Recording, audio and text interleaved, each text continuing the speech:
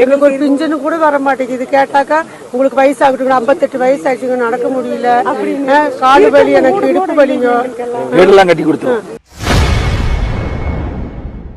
எதிர்க்கட்சித் தலைவர் எடப்பாடி பழனிசாமி தேயிலை தோட்ட தொழிலாளர்களின் குறைகளை காரை விட்டு இறங்கி கேட்டறிந்த சம்பவம் பெரும் நெகிழ்ச்சியை ஏற்படுத்தியுள்ளது.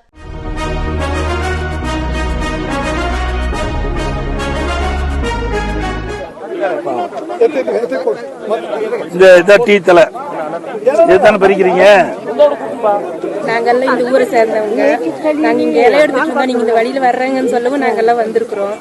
நாங்க இந்த இலைய நம்பிதான் இருக்கிறோம். எங்களுக்கு இப்ப ரேட் ரொம்ப கம்மியா இருக்கு. எங்க வாழ்வாதாரம் ரொம்ப மோசமா இருக்கு. இந்த ஆட்சி என்ன ஒரு கிலோ என்ன விலைக்கு போகுது? இப்ப 12 ரூபாய் அந்த ரேஞ்சுக்கு போகுதுங்க. எங்களால கூலி கொடுத்து நாங்க எஸ்டேட் மெயின்டைன் பண்ணி எங்களால ஜம்பாளிக்க முடியறது இல்ல. பொருளாதாரம் சொந்த நிலமா எல்லாம் அரை ஏக்கரா ஒரு ஏக்கரா நாங்க வச்சு அதை மெயின்டைன் பண்ணிட்டு இருக்கிறோம். உங்க தேயிலை தோட்டத்துல விளையிற இந்த தேயிலைய பறிச்சு நீங்களே போட்டு எடுத்துட்டு போய் ஏஜென்ட்ல போட்டு அங்க இருந்து ஃபேக்டரியில எடுத்துட்டு போறாங்க.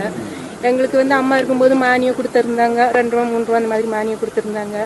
இப்ப அந்த மானியம் எல்லாம் எதுவும் இல்ல. அடுத்தது நீங்க தான் வருவீங்க. வந்தீங்கன்னா எங்களுக்கு மானியம் கொஞ்சம் சேர்த்து தரணும்.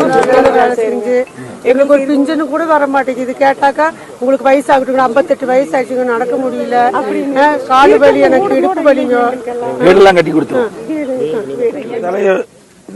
நோய் விழுந்த மாதிரி இருக்குது.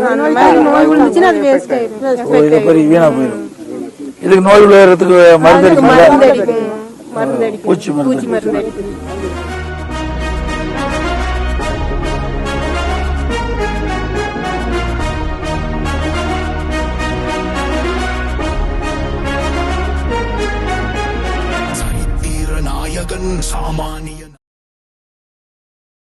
செய்திகளை உள்ளது உள்ளபடி தெரிந்து கொள்ள ரெஃப்ளெக்ட் நியூஸை சப்ஸ்கிரைப் பண்ணுங்க.